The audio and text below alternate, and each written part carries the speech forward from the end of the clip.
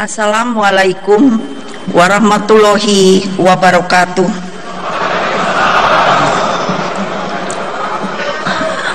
Salam damai sejahtera untuk kita semua. Om Swastiastu. Namo Buddhaya. Merdeka! Merdeka! Merdeka!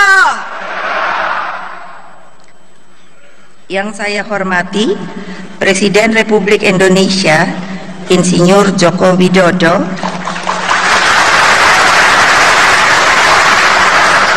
Wakil Presiden Bapak Yusuf Kala, Ketua Majelis Permusyawaratan Rakyat sekaligus juga sebagai Ketua Umum Partai Amanat Nasional Bapak Zulkifli Lubis,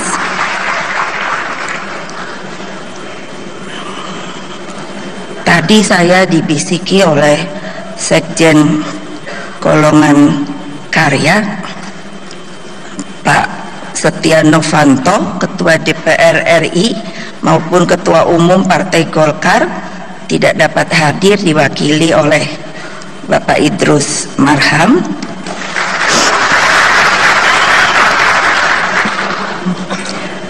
Saya tidak bisa lihat dari sini, jadi saya mesti lihat betul karena jangan sampai terlewati. Ketua Umum Partai Kebangkitan Bangsa Bapak Muhaimin Iskandar,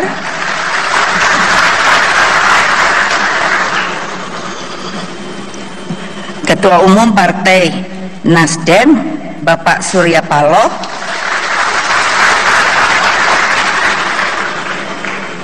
Ketua Umum Partai Persatuan Pembangunan Bapak Muhammad Roma Hurmuzi. Ini mesti kasih selamat, baru saja jadi Ketua Umum Partai Hanura menggantikan Bapak Wiranto, Bapak Usman Sabta.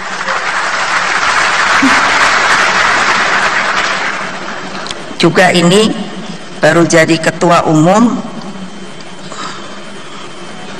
sahabat saya, Ketua Umum Partai Keadilan dan Persatuan Indonesia Bapak AM Hendro Priyono,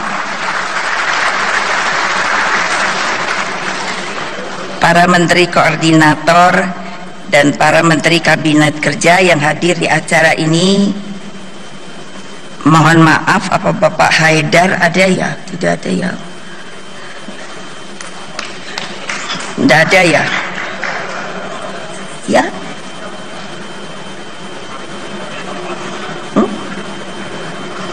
Ada tadi Kiai Haji Said Agil Siraj, Ketua Umum Tanfiziah Pengurus Besar Nahdlatul Ulama, para senior partai, katanya beliau akan hadir, yaitu Bapak AP Batubara,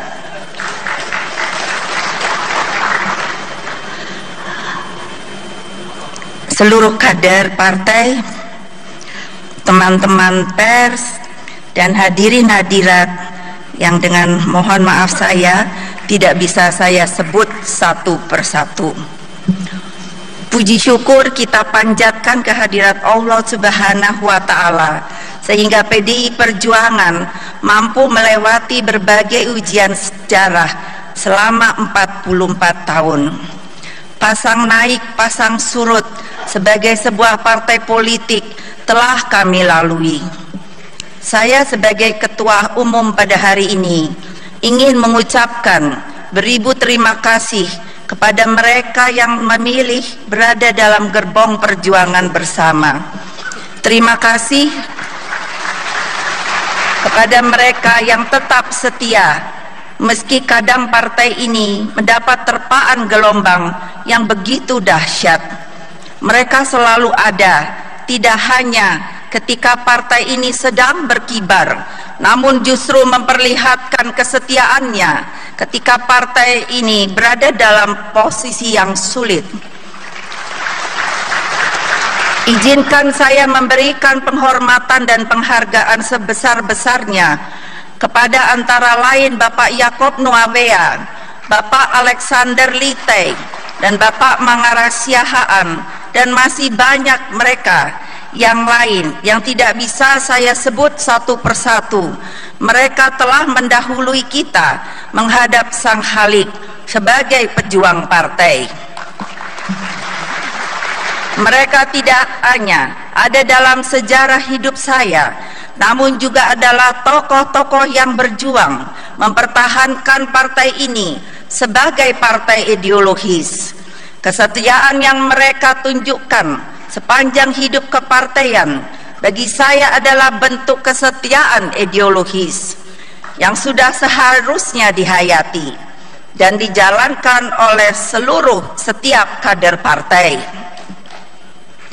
Hadirin yang saya muliakan, dari awal saya membangun partai ini tanpa ragu. Saya telah menyatakan dan memperjuangkan bahwa PDI Perjuangan adalah partai ideologis dengan ideologi Pancasila 1 Juni 1945. Syukur alhamdulillah pada tanggal 1 Juni tahun 2015 yang lalu, Presiden Jokowi telah menetapkan 1 Juni 1945 sebagai hari lahirnya Pancasila. Terima kasih Bapak Presiden. Artinya, secara resmi negara telah mengakui bahwa Pancasila 1 Juni 1945 sebagai ideologi bangsa Indonesia.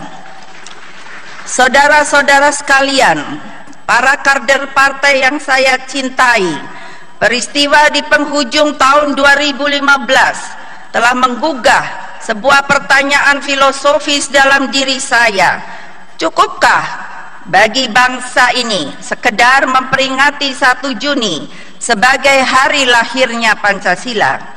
Dari kacamata saya, pengakuan 1 Juni sebagai hari lahirnya Pancasila memuat suatu konsekuensi logis, ideologis yang harus dipikir oleh kita semua. Dengan pengakuan tersebut, maka segala keputusan dan kebijakan politik yang kita produksi pun sudah seharusnya bersumber pada jiwa dan semangat nilai-nilai Pancasila 1 Juni 1945. Apa yang terjadi di penghujung tahun 2015 harus dimaknai sebagai cambuk yang mengingatkan kita terhadap pentingnya Pancasila sebagai pendeteksi sekaligus tameng proteksi terhadap tendensi hidupnya ideologi tertutup yang mengancam persatuan dan kesatuan bangsa. Ideologi tertutup tersebut bersifat dogmatis. Ia tidak berasal dari cita-cita yang sudah hidup dari masyarakat, kelompok tertentu yang diterima oleh seluruh masyarakat. Mereka memaksakan kehendaknya sendiri. Tidak ada lagi dialog, apalagi demokrasi. Apa yang mereka lakukan hanyalah kepatuhan yang lahir dari watak kekuasaan totaliter dan dijalankan dengan cara-cara totaliter pula. Bagi mereka, teror dan propaganda adalah jalan kunci tercapainya kekuasaan. Syarat mutlak hidupnya ideologi tertutup adalah lahirnya aturan-aturan hingga dilarangnya pemikiran kritis. Mereka menghendaki keseragaman dalam berpikir dan bertindak dengan memaksakan kehendaknya. Oleh karenanya, pemahaman terhadap agama dan keyakinan sebagai bentuk kesosialan pun dihancurkan, bahkan kalau bisa dimusnahkan. Selain itu, demokrasi dan keberagaman dalam ideologi tertutup tidak ditolerir karena kepatuhan total masyarakat menjadi tujuan. Tidak hanya itu, mereka benar-benar anti kebenekaan kita. Itulah yang muncul dengan berbagai persoalan SARA akhir-akhir ini. Di sisi lain, para pemimpin yang menganut ideologi tertutup pun memosisikan diri mereka sebagai pembawa self-fulfilling prophecy, para peramal masa depan. Mereka dengan fasih meramalkan yang akan pasti terjadi di masa yang akan datang, termasuk dalam kehidupan setelah dunia fana. Padahal notabene mereka sendiri tentu belum pernah melihatnya. Saudara-saudara sekalian yang saya cintai, apa yang saya sampaikan di atas tentu ideologi tertutup, jelas bertentangan dengan Pancasila. Pancasila bukan suatu ideologi yang dipaksakan oleh Bung Karno atau pendiri bangsa lainnya. Pancasila lahir dari nilai-nilai norma, tradisi, dan cita-cita bangsa Indonesia sejak masa lalu, bahkan jauh sebelum kemerdekaan kita. Bung Karno sendiri menegaskan dirinya bukan sebagai penemu Pancasila, tetapi sebagai penggali Pancasila. Beliau menggalinya dari harta kekayaan rohani, moral, dan budaya bangsa dan buminya Indonesia. Pancasila dengan sendirinya adalah warisan budaya bangsa Indonesia. Saudara-saudara sekalian, apakah ketika Indonesia telah berumur 71 tahun, kita telah melupakan sejarah bangsa kita? Jangan sekali-kali melupakan sejarah. Pancasila berisi prinsip dasar, selanjutnya diterjemahkan dalam Konstitusi Undang-Undang Dasar 1945 yang menjadi penuntun sekaligus rambu dalam membuat norma-norma sosial politik. Produk kebijakan politik pun tidak boleh bersifat a priori, bahkan harus merupakan keputusan demokratis berdasarkan musyawarah mufakat. Dengan demikian, Pancasila sebagai jiwa bangsa tidak memiliki sifat totaliter dan tidak boleh digunakan sebagai stempel legitimasi kekuasaan. Pancasila bersifat aktual, dinamis, antisipasif, dan mampu menjadi light star, bintang penuntun dan penerang bagi bangsa Indonesia. Pancasila selalu relevan di dalam menghadapi setiap tantangan yang sesuai dengan perkembangan zaman, ilmu pengetahuan, serta dinamika aspirasi rakyat. Namun, tentu saja implementasi Pancasila tidak boleh terlalu kompromistis saat menghadapi sesuatu yang bertentangan dengan nilai-nilai dasar yang terkandung di dalamnya. Meskipun demikian, guna mengeksplisitkan ide dan gagasan agar menjadi konkret dan agar Pancasila tidak kaku dan keras dalam merespon keaktualan problematika bangsa, maka instrumen implementasinya pun harus dijabarkan dengan lebih nyata tanpa bertentangan dengan filsafat pokok dan kepribadian bangsa. Ini penting bagi Pak Zul sebagai Ketua MPR. Saya pernah menawarkan kembali, dulu kita punya untuk pembangunan bangsa itu adalah dengan nama pola pembangunan nasional berencana, semesta berencana, sebagai implementasi Pancasila untuk mencapai Trisakti. Nah, tapi saya khawatir itu Pak Zul terlalu lama dibahas, lama-lama tidak ada yang dibahas. Jadi sampai sekarang saya belum tahu Bagaimana ini hasilnya? Saudara-saudara sekalian, Indonesia diakui sebagai negara demokratis, namun demokrasi yang kita anut dengan Pancasila sebagai the way of life bangsa telah secara tegas mematrikan nilai-nilai filosofis ideologis agar kita tidak kehilangan arah dan jati diri bangsa. Pancasila kita tahu 5 sila. Jika diperas maka dia akan menjadi trisila. Terdiri pertama adalah sosionasionalisme yang merupakan perasan dari kebangsaan dan internasionalisme, kebangsaan dan pri-kemanusiaan. Kedua, sosiodemokrasi. Demokrasi yang dimaksud bukan demokrasi barat, tetapi demokrasi yang dimaksud adalah demokrasi politik ekonomi, yaitu demokrasi yang melekat dengan kesejahteraan sosial, yang kalau diperas lagi menjadi satu dalam sosiodemokrasi.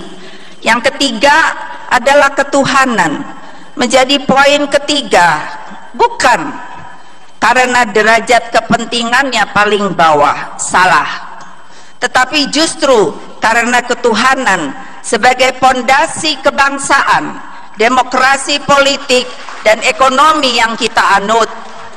Tanpa ketuhanan, bangsa ini pasti oleng.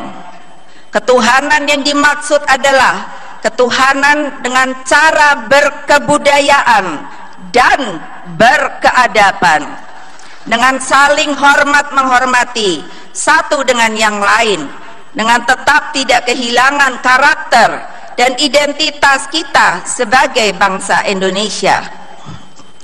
Bung Karno menegaskan sangat jelas, kalau kamu mau jadi Hindu, jangan jadi orang India. Kalau kamu mau menjadi orang Islam, jangan jadi orang Arab. Kalau kamu mau menjadi orang Kristen, jangan jadi orang Yahudi. Tetaplah jadi orang Indonesia dengan adat budaya Nusantara yang kaya raya ini.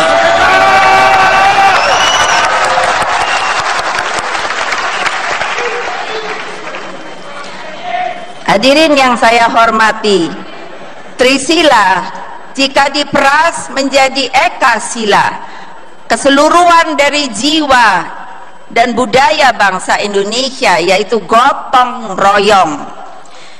Inilah suatu paham yang dinamis, berhimpunnya semangat bersama untuk membanting tulang bersama, memeras keringat bersama untuk kebahagiaan bersama. Kebahagiaan yang dimaksud adalah kebahagiaan kolektif sebagai sebuah bangsa yang memiliki 3 kerangka. Pertama, satu negara Republik Indonesia yang berbentuk negara kesatuan dan negara kebangsaan yang demokratis dengan wilayah kekuasaan dari Sabang hingga Merauke, dari Miangas hingga ke Rote. Kedua, satu masyarakat yang adil dan makmur material dan spiritual dalam wadah negara kesatuan Republik Indonesia. Ketiga, satu persahabatan yang baik antara Republik Indonesia dan semua negara di dunia atas dasar saling hormat menghormati satu sama lain, dan atas dasar pembentuk satu dunia baru yang bersih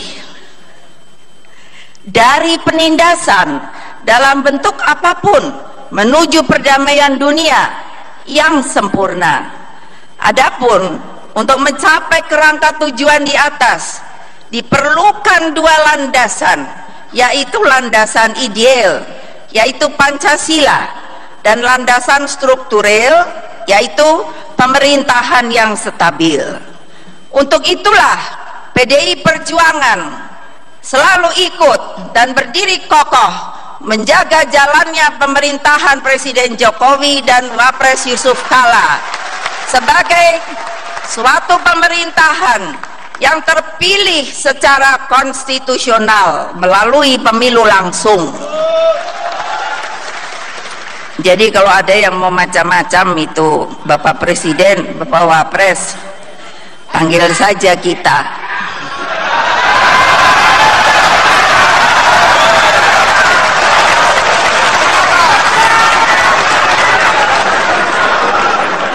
Nah, kalau ada yang mau macam-macam, anak buah saya sudah ada loh Bapak.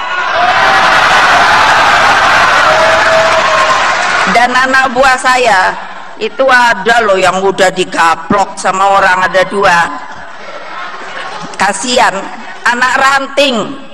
Nanti mungkin kalau sudah sembuh orangnya akan saya beri hadiah kehormatan.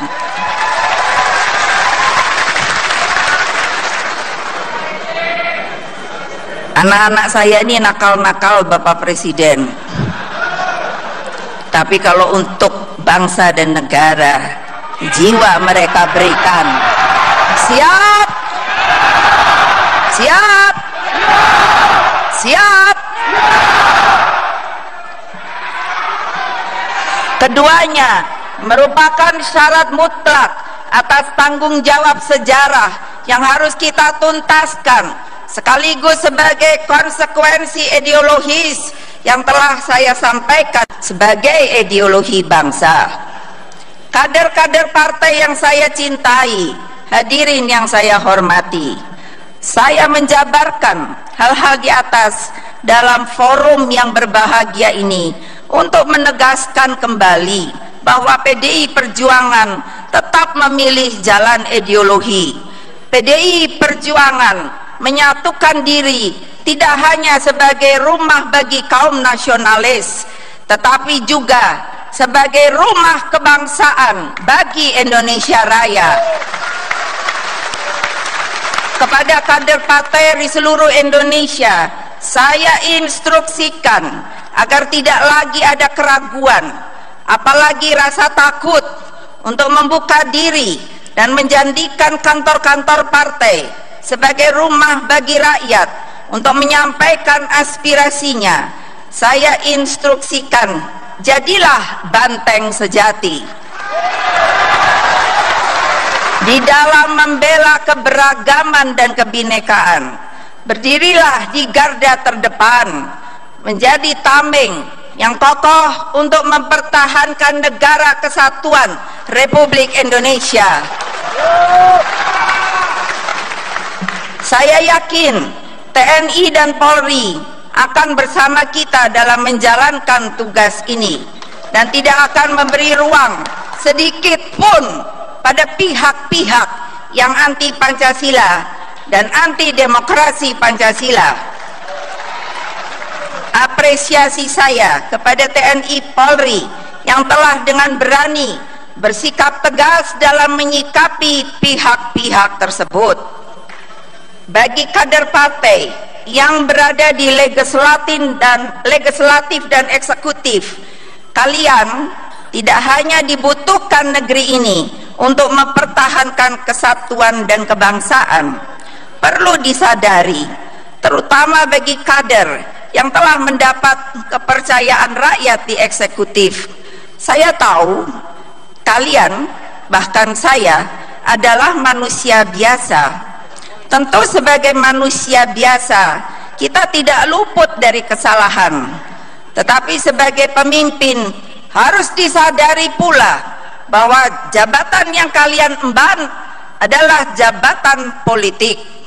Kesalahan dalam keputusan politik tidak hanya berdampak bagi diri pribadi dan keluarga. Kesalahan tersebut berdampak pada kehidupan seluruh rakyat. Karena itu, hati-hatilah dalam membuat keputusan-keputusan politik, baik itu berupa perkataan, tindakan, produk politik, baik berupa kebijakan politik legislasi maupun kebijakan politik anggaran. Kader-kader yang saya cintai, luangkan waktu untuk merenung. Sudah tepatkah langkah-langkah yang kalian ambil atas jabatan yang telah diberikan oleh rakyat? Ataukah justru sebaliknya, jangan kalian justru menjadi bagian dari orang-orang yang menindas dan menyengsarakan rakyat dengan kekuasaan yang sebenarnya justru merupakan amanah dari rakyat. Saya tegaskan kembali sebagai Ketua Umum Partai, instruksi saya kepada kalian adalah mensejahterakan rakyat, bukan sebaliknya.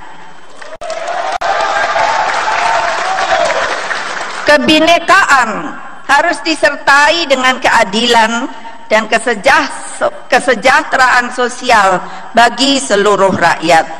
Terakhir, saya ucapkan terima kasih kepada seluruh rakyat Indonesia yang tetap setia membatinkan Pancasila di dalam kehidupan sehari-hari. Kita tidak perlu reaksioner, tetapi sudah saatnya, sekali lagi, sudah saatnya silent majority itu harus bangkit, bersuara dan menggalang kekuatan bersama. Ayo, mereka yang belum bisa bicara, yang selalu berdiam diri saja, bersuaralah bagi kepentingan bangsa dan negara kita. Saya percaya mayoritas rakyat Indonesia mencintai negara kesatuan Republik Indonesia yang berbineka tunggal ika. Kita akan bersama-sama terus berjuang. Kita pasti mampu membuktikan pada dunia bahwa Pancasila mampu menjadikan keberagaman sebagai sebuah kekuatan untuk membangun kehidupan yang berperi kemanusiaan dan berperi keadilan. Bangsa ini sedang berada dalam struggle to survive, dalam perjuangan untuk bertahan, baik secara fisik maupun mental, bertahan agar tetap hidup secara badaniah dan mental.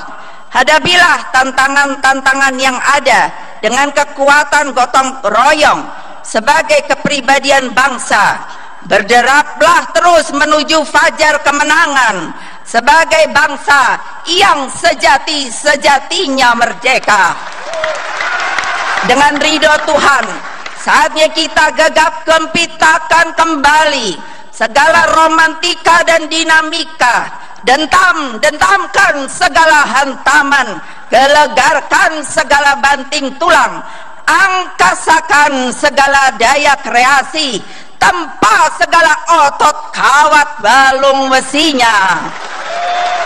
Sungguh kita adalah bangsa berkepribadian banteng. Ayo maju terus. Ever onward, never retreat. Kita pasti menang. Merdeka! Merdeka! Merdeka! Wassalamualaikum warahmatullahi wabarakatuh. Om Santi Santi Om. Namo Buddhaya.